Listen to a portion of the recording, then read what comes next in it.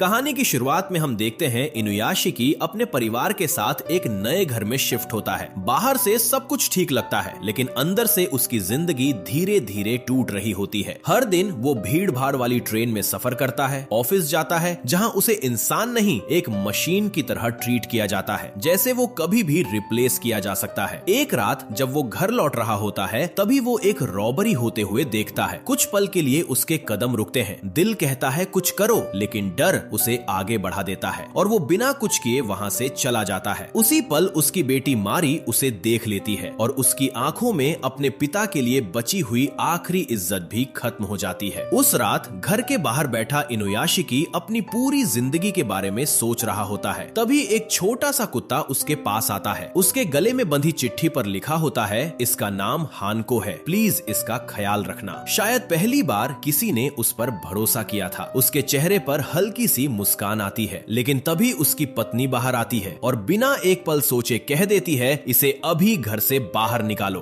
बस वही पल था जब इनुयाशिकी अंदर से पूरी तरह टूट गया। अगली सुबह वो डॉक्टर के पास जाता है और वहां उसकी जिंदगी का सबसे बड़ा सच उसके सामने आता है। डॉक्टर उसे बताता है कि उसे कैंसर है और वो पूरे शरीर में फैल चुका है। अब उसके पास जीने के लिए सिर्फ 3 महीने बचे हैं। ये सुनते ही उसके हाथ कांपने लगते हैं। वो तुरंत अपने परिवार को कॉल करता है, लेकिन आयरनी देखो, सब उसका कॉल देखते हैं, फिर भी कोई उठाता नहीं। रात के खाने पर वो हिम्मत करके सच बताने की कोशिश करता है, लेकिन कोई उसकी बात सुनता ही नहीं। उल्टा हर कोई उसी पर अपनी शिकायतें निकालने लगता है। मारी गुस्से में पूछती है, वो कुत्ता अभी तक घर में क्यों है, और उसे तुरंत बाहर निकालने को कहती है। मजबूर होकर इनुयाशिकी हानको को लेकर घर से निकल जाता है। काफी दूर जाकर वो उसका पट्टा खोल देता है और खुद उससे दूर जाने की कोशिश करता है, लेकिन हानको उसे छोड़ने के लिए तैयार ही नहीं होती। वो उसके पीछे पीछे दौड़ती रहती है। आखिरकार वो एक पार्क में पहुंचता है। उसे लगता है कि अब वो उससे पीछा छुड़ा चुका है, लेकिन जैसे ही वो मुड़ता है, हानको वहीं बैठी चुपचाप उसे देख रही होती है। उस पल उसका दिल भर आता है। वो झुककर उससे माफी मांगता है। तभी एक लड़का आकर उसके पास बेंच पर बैठ जाता है। माहौल अचानक अजीब सा हो जाता है और तभी आसमान से एक तेज रोशनी नीचे गिरती है। हानको डरकर भाग जाती है और अगले ही पल एक जोरदार धमाका होता है। सब कुछ हिल जाता है। इनुयाशिकी जमीन पर गिरता है। उसकी आंखों के सामने अजीब सी परछाइयां तैरती हैं और फिर सब कुछ अंधेरा हो जाता है। अगली सुबह जब उसकी आंख खुलती है तो सब कुछ बदल चुका होता है। उसे एहसास होता है कि वो बिना चश्मे के साफ देख पा रहा है। हानको अभी भी वहीं बैठी उसका इंतजार कर रही होती है, जैसे कुछ हुआ ही न हो। वो उसे घर वापस ले आता है, लेकिन अब उसके अंदर कुछ अलग है, कुछ जो वो समझ नहीं पा रहा। नाश्ते के दौरान वो मीसो सूप पीता है, लेकिन अचानक उसे अजीब सी प्यास लगती है। जैसे ही वो पानी पीता है, उसके हाथों से धुआं निकलने लगता है। वो घबरा जाता है, अपनी शर्ट उतारता है और तभी उसका दाहिना हाथ धीरे धीरे एक हथियार में बदलने लगता है और उसके अंदर का सारा सूप बाहर निकल जाता है।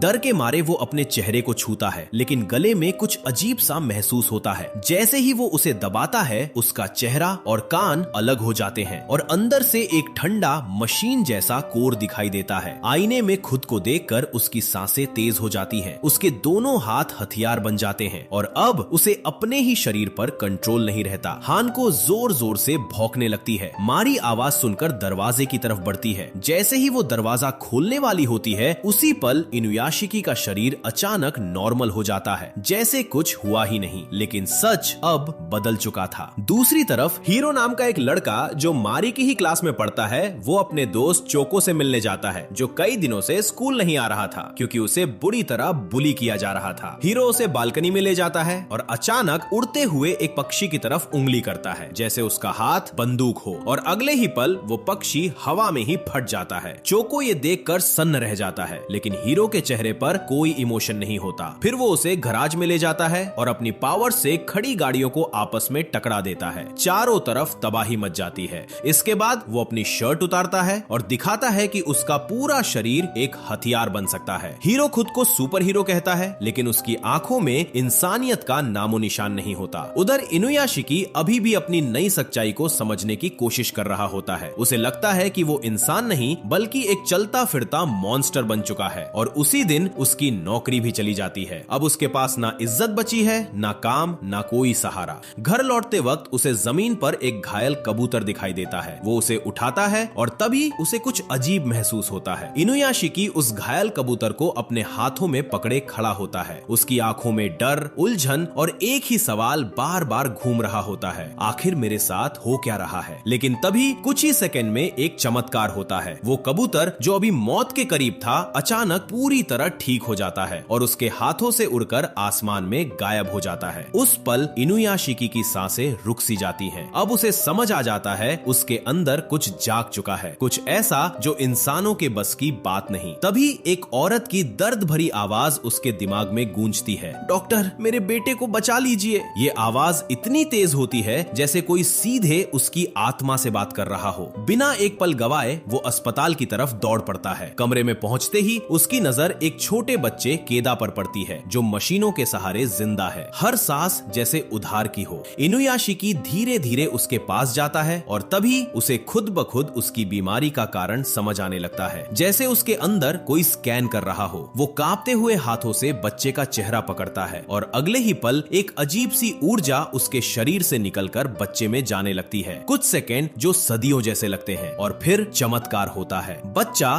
धीरे धीरे अपनी आंखें खोल लेता है। उसी वक्त उसकी माँ कमरे में दौड़ती हुई आती है। एक अजनबी आदमी को देखकर वो घबरा जाती है, लेकिन अगले ही पल उसका दिल थम जाता है। जो बच्चा अभी कोमा में था वो उठकर अपनी माँ को पुकारता है। पूरा कमरा सन्न रह जाता है और इनुयाशिकी बिना कुछ कहे चुपचाप वहाँ से चला जाता है। शायद पहली बार उसे लगता है कि वो बेकार नहीं है। अगले दिन चोको डरते डरते स्कूल आता है, लेकिन उसकी किस्मत अभी भी उसका पीछा नहीं छोड़ती। टेक्कन फिर उसे घेर लेता है। तभी हीरो सामने आ जाता है। टेक्कन गुस्से में उसकी शर्ट पकड़ लेता है, लेकिन अगले ही पल हीरो उसका हाथ इतनी जोर से दबाता है कि उसकी चीख निकल जाती है। उसकी आंखों में एक खतरनाक ठंडापन होता है। वो धीरे से कहता है, माफी मांगो और पैसे वापस करो। जब टेक्कन मना करता है तो हीरो की आवाज और भी डरावनी हो जाती है, जैसे वो सच में उसे खत्म कर देगा। लेकिन तभी चोको बीच में आ जाता है। वो उसे रोकता है क्योंकि वो नहीं चाहता कि उसका दोस्त एक हत्यारा बन जाए। इसके बाद हीरो वहां से चला जाता है और शियोन उसके पीछे पीछे आती है। उसका दिल तेजी से धड़क रहा होता है। आखिरकार वो हिम्मत जुटाती है और अपने दिल की बात कह देती है, मैं तुमसे प्यार करती हूँ। कुछ पल के लिए समय जैसे रुक जाता है और फिर हीरो के चेहरे पर पहली बार एक सच्ची मुस्कान आती है। शाम को हीरो अपनी माँ से बात करता है। वो उसे अपने पिता के घर डिनर पर जाने के लिए कहती है। हीरो के दिल में अपने पिता के लिए सिर्फ नफरत होती है, क्योंकि उन्होंने उसे छोड़ दिया था। फिर भी वो चला जाता है। वहां पहुंचकर उसकी सौतेली माँ और छोटा भाई उसे बड़े प्यार से मिलते हैं। कुछ देर के लिए सब कुछ नॉर्मल लगने लगता है, जैसे वो एक खुशहाल परिवार हो, लेकिन उसके दिल के अंदर नफरत अब भी जिंदा होती है। डिनर के दौरान उसके दिमाग में एक ख्याल आता है, अपने ही पिता को खत्म करने का। लेकिन तभी उसका छोटा भाई हंसता है, मासूमियत से, बिना कुछ जाने, और हीरो रुक जाता है। लेकिन ये शांति ज्यादा देर नहीं टिकती। घर लौटते वक्त उसके अंदर की सारी नफरत एक ज्वालामुखी की तरह फट पड़ती है। वो एक अजनबी घर में घुसता है और बिना किसी वजह के एक आदमी को गोली मार देता है। फिर उसकी पत्नी को भी ना कोई गुस्सा ना कोई पछतावा, बस एक खामोश पागलपन। उधर इनुयाशिकी अपनी नई ताकतों से लोगों की मदद कर रहा होता है। शायद यही उसका मकसद बन चुका था। तभी उसे एक लड़की की दर्दनाक चीख सुनाई देती है। वो तुरंत वहां पहुंचता है, लेकिन इस बार वो देर कर चुका होता है। लड़की मर चुकी होती है। वो कांपते हुए उसे बचाने की कोशिश करता है, लेकिन उसकी ताकत मरे हुए इंसान को वापस नहीं ला सकती। उसका दिल टूट जाता है। अंदर जाकर वो उसके माता पिता को भी मरा हुआ पाता है और तभी उसकी नजर सामने खड़े एक लड़के पर पड़ती है, हीरो। उसकी आंखों में कोई भावना नहीं, सिर्फ ठंडी खामोशी, सारे गवाह खत्म करने के लिए। हीरो अचानक इनुयाशिकी पर हमला करता है, उसे जोर से दूर फेंक देता है और फिर पल भर में गायब हो जाता है। कुछ देर बाद इनुयाशिकी उठता है। उसका शरीर संभल जाता है, लेकिन अंदर से वो हिल चुका होता है। वो हीरो को ढूंढने की कोशिश करता है, लेकिन अब बहुत देर हो चुकी होती है। अगले दिन न्यूज हर जगह उसी घटना से भरी होती है। पूरा परिवार खत्म, लेकिन कोई सबूत नहीं, ना गोली ना हथियार, जैसे कातिल इंसान ही ना हो। जब चोको हीरो से सच पूछता है तो वो बिना किसी डर के मुस्कुराते हुए कहता है, अब मैं इंसान नहीं भगवान हूँ। लेकिन उसी सांस में वो ये भी कहता है, डरो मत, मैं तुम्हें कुछ नहीं होने दूंगा। ये सुनकर चोको के रोंगटे खड़े हो जाते हैं। उसे समझ आ जाता है कि उसका दोस्त अब वो नहीं रहा। वो उससे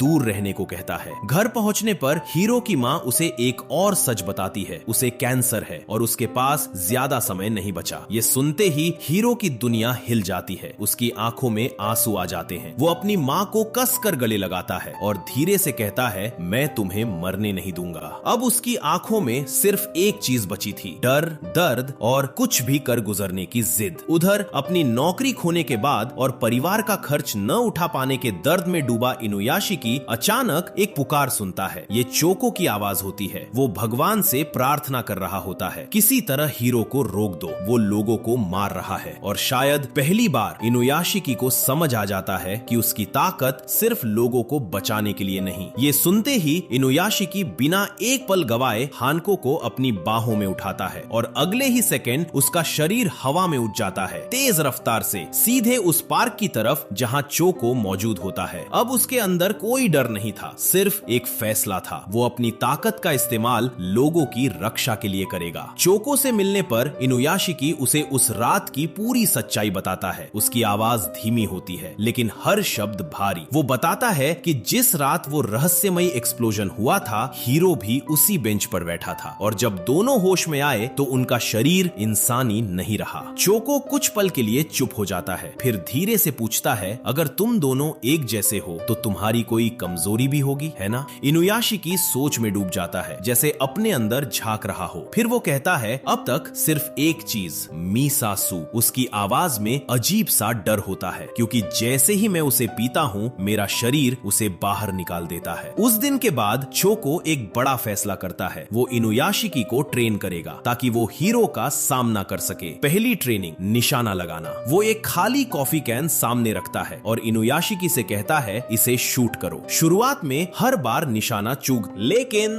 धीरे धीरे वो अपने अंदर की ताकत को समझने लगता है और फिर एकदम सही निशाना, कैन हवा में उछलकर दूर जा गिरता है। उसकी आंखों में पहली बार आत्मविश्वास झलकता है। थक कर इनुयाशिकी पानी पीने जाता है लेकिन कुछ ही सेकंड में उसका शरीर सारा पानी बाहर निकाल देता है। चोको हैरान होकर बोतल का लेबल पढ़ता है और सच सामने आता है। वो पानी नहीं था बल्कि एक आइसोटोनिक ड्रिंक जिसमें सोडियम मौजूद था। तभी चोको की आंखें फैल जाती हैं। उसे समझ आ जाता है इनुयाशिकी का शरीर सोडियम को एक्सेप्ट नहीं कर सकता। यही उसकी कमजोरी है। दूसरी तरफ हीरो अपनी माँ को डॉक्टर के पास लेकर जाता है। उसके चेहरे पर चिंता साफ दिखती है लेकिन वहाँ कुछ ऐसा होता है जो किसी चमत्कार से कम नहीं। डॉक्टर बताता है उसकी माँ का कैंसर पूरी तरह गायब हो चुका है, वो अब पूरी तरह ठीक है। ये सुनते ही हीरो की आंखों में राहत और खुशी एक साथ आ जाती है। वो अपनी माँ के साथ घर लौटता है। कुछ पलों के लिए सब कुछ सही लगने लगता है लेकिन किस्मत को कुछ और ही मंजूर था। रास्ते में पुलिस उनकी गाड़ी रोक लेती है। वे हीरो से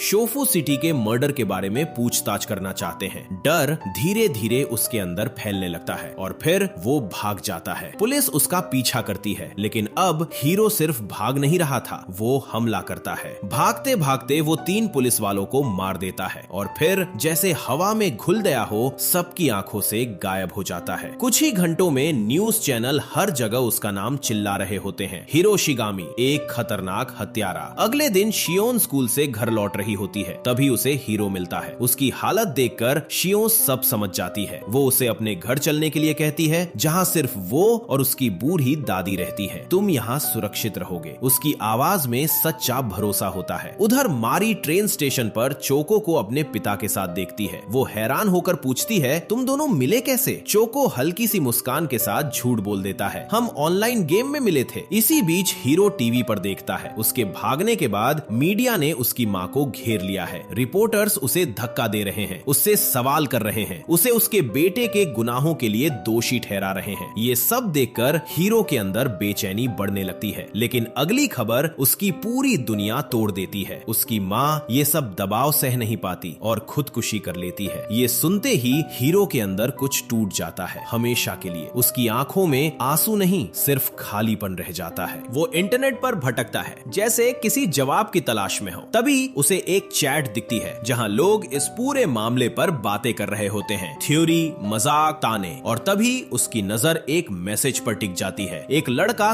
गर्व से लिख रहा होता है, मैंने ही उस औरत का एड्रेस मीडिया को दिया था। नीचे दर्जनों लोग उसे बधाई दे रहे होते हैं। उस पल हीरो का खून खौल उठता है। अचानक वो उस लड़के के कंप्यूटर स्क्रीन पर प्रकट हो जाता है। पहले तो वो लड़का खुश हो जाता है, उसे लगता है वो फेमस हीरो से मिल रहा है, लेकिन ये खुशी कुछ ही सेकंड की होती है। हीरो धीरे से अपनी उंगली उठाता है और फायर करना शुरू कर देता है। गोलियां स्क्रीन के पार जाती हैं और सीधे उस लड़के के शरीर को चीर देती हैं। वो गिड़गिड़ाता है, माफी मांगता है, लेकिन हीरो नहीं रुकता क्योंकि उसने उसकी मां को मार दिया था। जब तक उसकी सांसें थम नहीं जाती, हीरो फायर करता रहता है और फिर एक एक करके वो उन सभी लोगों को मारता है जो उस चैट में उसका समर्थन कर रहे थे। इस घटना से पूरा टोक्यो हिल जाता है, लोगों के दिलों में डर बैठ जाता है। रात के बीच में शियों उठकर हीरो के पास आती है। उसकी आंखों में सवाल होते हैं और इस बार हीरो छुपता नहीं। वो खुद मान लेता है कि वही उस परिवार का कातिल है, लेकिन शियों ये मानने से इनकार कर देती है। तब हीरो उसे अपना सच दिखाता है, उसका रोबोट आर्म, और फिर उसे उड़ाकर आसमान में ले जाता है। उड़ते हुए शियों की आंखों से आंसू बहने लगते हैं। वो कांपती आवाज में कहती है, जिन्हें तुमने मारा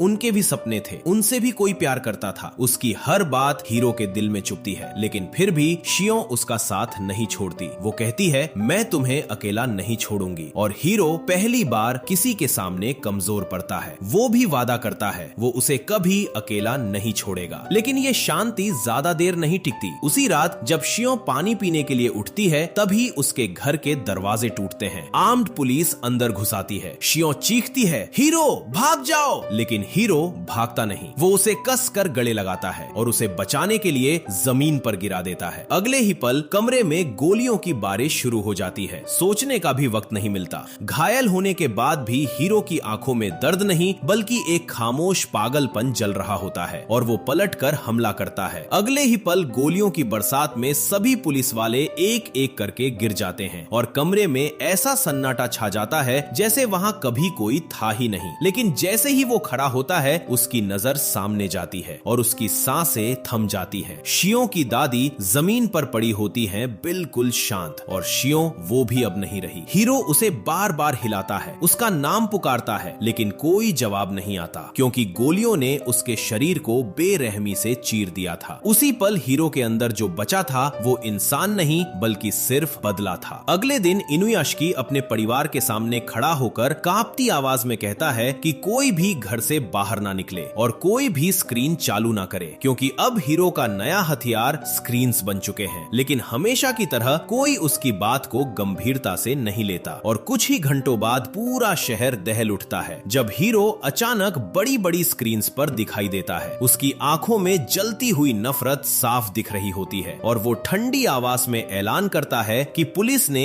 एक बेगुनाह बूढ़ी औरत और एक लड़की को मार दिया और अब ये उसके खिलाफ जंग है। फिर वो पूरे जापान के खिलाफ युद्ध का ऐलान कर देता है और अगले ही पल स्क्रीन के जरिए लोगों पर फायर करना शुरू कर देता है। सड़क पर खड़े लोग एक एक करके गिरने लगते हैं। हर तरफ चीखें, भगदड़ और मौत का मंजर फैल जाता है। उधर इनुयाशिकी जो चोको के साथ ट्रेनिंग कर रहा होता है, अचानक लोगों की चीखें सुनता है और बिना देर किए वहां जाने का फैसला करता है। उसी समय हीरो का ब्रॉडकास्ट रुक जाता है और उसकी जगह लाइव न्यूज चलने लगती है। लेकिन कुछ ही सेकंड में वो जर्नलिस्ट भी गोली का शिकार हो जाता है। इसी बीच मरी और उसकी क्लास एक बिल्डिंग टूर पर होते हैं और जैसे ही उन्हें इस हमले के बारे में पता चलता है, सभी छात्र अपने फोन्स निकालते हैं, लेकिन वही स्क्रीन्स उनकी मौत बन जाती है। तभी इनुयाशिकी एक बड़ा कदम उठाता है और स्क्रीन को हैक करके हर जगह चोको का वीडियो चला देता है, जिसमें वो चिल्लाकर सबको वार्न करता है कि अपने फोन और कंप्यूटर्स बंद कर दो और किसी भी स्क्रीन से दूर रहो। ये सुनते ही हीरो गुस्से से पागल हो जाता है और तुरंत मिसाइल्स छोड़कर शहर की सारी बड़ी स्क्रीन को तबाह कर देता है। लेकिन यही नहीं रुकता, बल्कि आसपास की इमारतों पर भी हमला करने लगता है और उन्हीं में से एक इमारत वही होती है जहां मारी मौजूद होती है। तभी इनुयाशिकी उसके पीछे आकर खड़ा हो जाता है और भारी आवाज में कहता है कि बस करो और लोगों को मारना बंद करो। वो उसे याद दिलाता है कि जिस रात ये सब हुआ था वो भी वही था और दोनों एक जैसे हैं। लेकिन हीरो अब कुछ सुनने की हालत में नहीं होता और उसी पल इनुयाशिकी उस पर फायर कर देता है। फिर शुरू होती है दोनों के बीच एक खतरनाक लड़ाई, जिसमें हीरो अपने मिसाइल्स छोड़ता है और इनुयाशिकी उन्हें डॉज करता हुआ आसमान में ऊपर उठता जाता है। पूरा शहर उनके नीचे रह जाता है और दोनों एक दूसरे को खत्म करने के लिए लड़ते रहते हैं। तभी इनुयाशिकी को अपनी बेटी मारी की आवाज सुनाई देती है, जो मदद के लिए चिल्ला रही होती है। उसका दिल घबरा उठता है और वो उसकी तरफ जाने की कोशिश करता है, लेकिन हीरो उसे रोककर जोर से एक इमारत पर फेंक देता है। टक्कर इतनी भयानक होती है कि इनुयाशी एक न्यूज हेलीकॉप्टर में जा गिरता है और कुछ ही सेकंड में हीरो वहां भी पहुंच जाता है। वो रिपोर्टर और कैमरामैन को नीचे गिरा देता है, लेकिन इनुयाशी किसी तरह कैमरामैन को बचा लेता है। तभी हीरो पायलट को गोली मार देता है और हेलीकॉप्टर कंट्रोल से बाहर होकर एक इमारत की तरफ बढ़ने लगता है। लेकिन आखिरी पल में इनुयाशी कैमरामैन को पकड़कर बाहर निकल जाता है और पीछे हेलीकॉप्टर फट जाता है। लेकिन कुछ ही मिनटों बाद हीरो फिर सामने आ जाता है और बिना झिझक उस कैमरामैन को भी मार देता है। फिर वो इनुयाशी से कहता है कि मेरे साथ आ जाओ। तभी जब हीरो पानी पी रहा होता है, इनुयाशी को मौका मिल जाता है और वो उसकी बोतल तोड़ देता है, जिससे आइसोटोनिक ड्रिंक जमीन पर फैल जाता है। जैसे ही हीरो उसे पीता है, उसका सिस्टम बिगड़ने लगता है और उसका शरीर कमजोर पड़ने लगता है। लेकिन फिर भी वो हार नहीं मानता और इनुयाशी का पीछा करते हुए उसे पृथ्वी के बाहर तक ले जाता है, जहां अंधेरे अंतरिक्ष में दोनों आमने सामने होते हैं। लेकिन जैसे ही हीरो आखिरी वार करने वाला होता है, उसका शरीर खुद ही टूटने लगता है और उसे समझ आ जाता है कि वो फंस चुका है। उसी मौके का फायदा उठाकर इनुयाशी अपने मिसाइल से हमला करता है और आखिरकार हीरो हार जाता है। लड़ाई जीतते ही इनुयाशी तुरंत अपनी बेटी की तरफ भागता है, लेकिन वो जमीन पर पड़ी होती है और उसकी सांसें थमी हुई लगती हैं। घबराकर वो उसे CPR देने लगता है। उसके हाथ कांप रहे होते हैं और कुछ सेकंड जो अनंत जैसे लगते हैं गुजरने के बाद मारी धीरे धीरे सांस लेने लगती है। इनुयाशी अपनी पूरी ताकत लगाकर उसे पूरी तरह ठीक कर देता है और जैसे ही मारी अपनी आंखें खोलती है, दोनों एक दूसरे को कसकर गले लगा लेते हैं। लेकिन ये खुशी ज्यादा देर नहीं टिकती, क्योंकि अचानक हीरो एक बार फिर लौट आता है। वो इनुयाशी को दूर फेंक देता है और बचे हुए लोगों पर फायर करने लगता है। फिर उसकी नजर मारी पर पड़ती है और वो उसे मारने के लिए आगे बढ़ता है। इनुयाशी पूरी ताकत से उसे रोकने की कोशिश करता है, लेकिन फिर भी मारी को गोली लग जाती है। वो उसे बचाने की कोशिश करता है, लेकिन हीरो उसे जमीन पर गिराकर बेरहमी से पीटने लगता है, इतना कि उसका सिर खुल जाता है। और उसी पल मारी देख लेती है कि उसका पिता अब इंसान नहीं रहा। हीरो एक लोहे की रॉड उठाता है और वार करने के लिए आगे बढ़ता है। फिर मारी को पकड़कर इमारत से नीचे फेंकने की धमकी देता है और इनुयाशी टूटती हुई आवाज में उससे विनती करता है कि उसे छोड़ दे। लेकिन हीरो के दिल में अब दया नाम की कोई चीज बाकी नहीं बची होती। अपनी बेटी को मरते हुए देखकर इनुयाशी के अंदर कुछ टूटता नहीं, बल्कि कुछ जाग जाता है। उसकी आंखों में दर्द के साथ एक ऐसी ताकत भर जाती है जो पहले कभी नहीं दिखी थी। उसका एनर्जी कोर अचानक तेजी से एक्टिवेट होने लगता है और अगले ही पल उसका पूरा शरीर एक नई ऊर्जा से भर जाता है। अब वो पहले से कहीं ज्यादा ताकतवर बन चुका होता है। हीरो जैसे ही आगे बढ़ता है, इनुयाशी बिना एक सेकंड गवाए उस पर हमला करता है और सिर्फ एक ही वार में उसके शरीर को बुरी तरह तोड़ देता है। हीरो पीछे छिटक कर दूर जा गिरता है और उसी पल इनुयाशी पूरी स्पीड से आसमान में उड़ता हुआ नीचे गिरती हुई मारी की तरफ बढ़ता है। हर सेकंड उसके लिए भारी होता है, लेकिन आखिरी पल में वो उसे जमीन पर गिरने से पहले पकड़ लेता है और किसी तरह उसे अपनी बाहों में सुरक्षित कर लेता है। उसकी सांसें तेज चल रही होती हैं, लेकिन इस बार उसने अपनी बेटी को खोने नहीं दिया। एक हफ्ते बाद खबरों में बताया जाता है कि हीरो मर चुका है, लेकिन पुलिस को उसका पूरा शरीर कभी नहीं मिला, सिर्फ उसके टूटे हुए हिस्से ही मिले, जिससे ये साफ हो जाता है कि उसकी कहानी भले खत्म हो गई हो, लेकिन उसका अंत भी उतना ही रहस्यमयी था। दूसरी तरफ इनुयाशी की असली पहचान अब भी दुनिया से छुपी रहती है। लोग उसे एक आम इंसान ही समझते हैं, लेकिन सच्चाई सिर्फ मारी जानती है कि उसका पिता असल में कौन है और उसने कितनी बार इस दुनिया को बचाया है। और कहीं दूर एक शांत जगह पर हीरो आखिरी बार चोको से मिलने आता है। चोको उसे देखकर खुश हो जाता है, जैसे सब कुछ पहले जैसा हो, और मुस्कुराते हुए कहता है कि चलो एक आखिरी गेम खेलते हैं। लेकिन जैसे ही वो मुड़कर उसे देखता है, हीरो वहां से जा चुका होता है, जैसे वो कभी था ही नहीं, सिर्फ एक अधूरी याद बनकर रह गया। और अब ये कहानी यही खत्म होती है। लेकिन सवाल ये है कि अगर तुम्हें इतनी ताकत मिल जाए तो क्या तुम भी हीरो की तरह अंधेरे में डूब जाओगे या इनुयाशी की तरह इंसानियत को बचाओगे? अपनी राय कमेंट में जरूर बताना, और अगर वीडियो पसंद आया हो तो लाइक और सब्सक्राइब करना मत भूलना। मिलते हैं अगली कहानी में।